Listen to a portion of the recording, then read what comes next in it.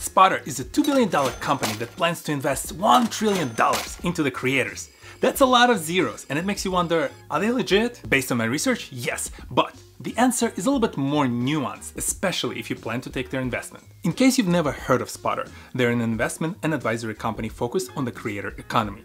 Their services are simple. Spotter offers creators an upfront investment in return for the licensing rights to the revenue from the creator's back catalog. They don't own the rights to the videos, but they will claim all the future revenue from those videos for up to 5 years. It makes financial sense only if the amount Spotter will gain from the future revenue is more than what they gave to the creator in cash today. To make this work, for 4 years before the Spotter was formally launched, its founder, Aaron DeBevoise, ran various financial models to figure out the right kind of creators and the investment amount they need to make the profit for Spotter and its debt lenders who front the cash for these investments. To date, Spotter invested nearly $800 million into hundreds of creators, with MrBeast, Preston, and Deestroying among some of the biggest names. Since 2019, when Spotter launched, a few more players entered the field, so to diversify itself, Spotter now works with advertisers and plays ads against the back catalog they have rights to, and it also offers advisory services to the creators they invested in. Both the advertising and the advisory makes a lot of sense, because it's in Spotter's best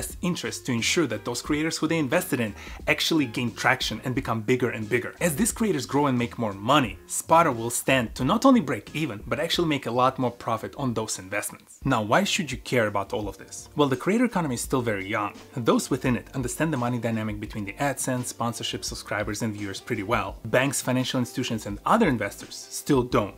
Which means that as a creator, if you try to take out a loan to invest in your channel, you'll be considered a high-risk client. Ignorance of the way the creators make money leads to mistrust by banks and other standard legacy financial institutions. They're rightfully concerned if they will actually see their money back. So to de-risk the investment, banks will offer you ridiculously high interest rates to ensure they make their money back as fast as possible. Higher interest rates translate into higher monthly premiums, into less cash on your hands to invest into your day-to-day operations. Licensing the back catalog to Spotter is arguably a cheaper solution, because the Spotter team understands much better the real risks behind being a creator, and they would assume a much lower interest rate when investing cash into the creators. If you're considering an investment or a loan, arguably, Spotter and its similar competitors are a better solution than the traditional banks. At least for now, while banks are still yet to figure out the true value of the creators as an investment asset. Now the final question for you as a creator or creator manager, should you be working with Spotter? The two questions you need to answer.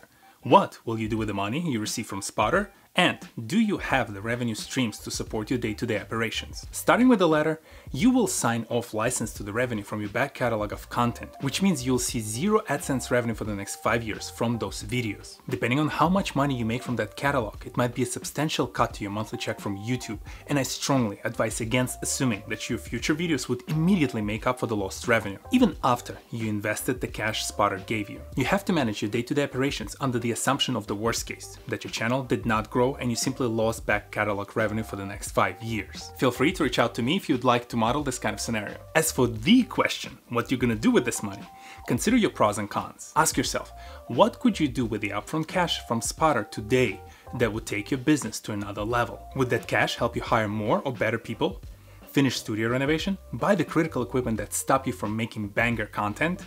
The investment you make should ideally help you bring more viewers, subscribers, revenue, and growth opportunities. Aaron, Spotter's CEO, uses MrBeast's example a lot. Spotter funded MrBeast's Spanish-speaking channel, which opened up Jimmy's content to hundreds of millions of native Spanish speakers around the world. This is a great example of giving up back catalog revenue now to fund a project that would yield incrementally more opportunities in the future. I'd strongly advise against buying a car or a house unless somehow they will take your content to another level. Spotter is for-profit business, so the funding they will offer you will be structured in a way that nearly guarantees them a return. You should act like a business as well and ensure that you know exactly where and how you will deploy that capital to see your return. Think about what do you want for your personal brand and make a decision accordingly. As for the Spotter, I think they're actually a great company. They are definitely interested in seeing creators and creator economy succeed. Their incentives are aligned with the creators, so it makes sense that they provide the tools, the funding, and the community to help those creators grow. And this is why I think they deserve a spot on my list of the most influential businesses in the creator economy this year. If you're curious to learn more about other businesses on the list or the creator economy itself, check out this playlist, and I'll see you in the next one. Peace!